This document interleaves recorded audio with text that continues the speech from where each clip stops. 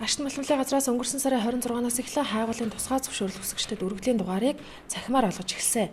Энэ хугацаанд 536 аж ахуй нэгж VPN төхөөрөмж авч 458 систем дэвтрэг хэрэг авснаас өнөөдрийн байдлаар 90 өргөдлийн дугаарыг олгосон байна. Цахим олголтод аж ахуй нэгжүүдээс ирүүлсэн саналын дагуу хэд хэдэн өөрчлөлт орсон талаар Ашигт малмлын газрын удирдлагууд мэдээллээ. Энэ өдөрт 30 цахим дугаар тараадаг нь бол арай л хэтэрхий бага байна. Одоо энэ 400 гаруй яг системд хандлт хийж байгаа оролцож байгаа аж ахуйн нэгжүүдээс 30 гэдэг бол арай бага байна. Энэ тоогоо нэмэгдүүлж өгөөч гэдэг хүсэлт ирүүлж байна. За ингэснээр өчигдөр бас бид нар ажлын хэсэг хуралдсан. За мөн яаман дээр за аюулгүй байдлын зөвлөлд ингээд танилцуулснаар ер нь бол 7 хоногт нэг л удаа өргөдлийн дугаарыг тараажээ. За тараахтаа бол нэг өдөрт 120 дугаарыг олгож байя гэдэг энэ шийдвэрийг бас гаргалаа. За ер нь бол эх 7 хоногоос өксүүлээд даваа гарагт бид нар 120 дугаарыг олгоно. За үлдсэн мягмар хавг хүрүү баасан гаригуудад бол яг өдөрт 30 дугаарыг шүүлт хийдгээрээ өмнөхөөр адилхан өргөдлийн дугаарыг шүүгээд ингээ өргөдлийг хянаж үзээд авах юм аа. За харин энэ өөрчлөлтөд уялдаад өргөдөл гаргах дугаарыг цахимаар олгох үйлчилгээний хүсэнд бол ямар нэгэн өөрчлөлт орохгүй.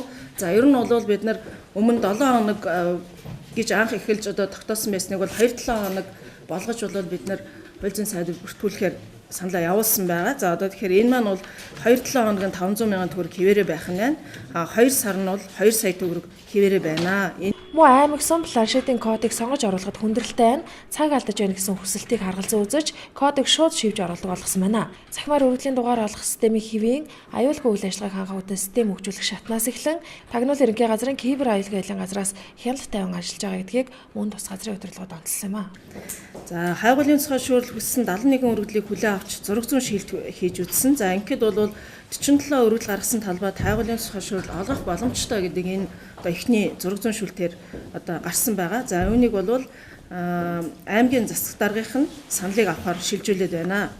Харин 11 өргөдөл гаргасан талбайн хэлбэр хэмжээ хуулийн шаардлага хангаагүй гэдэг энэ шалтгаанаар бол 11 өргөдөл бол санал авах үйл ажиллагаанд явуулах боломжгүй байсан байна. За 12 өргөдөл гаргасан талбай нь бол өмнөх өргөдлийн талбайтай давхцалтай байсан учраас бас боломжгүй гэсэн хариуг өгсөн. За нэг өргөдөл гаргасан талбай нь бол шүүхийн маргаантай байгаа. За ийм шалтгаанаар бол хайгуулын цохол шүүрэл хүссэн өргөдөл хүлээн авахаас татгалзаж аж ахуйн нэгжүүдэд бол мэдээллүүдийг хүргүүлсэн байгаа.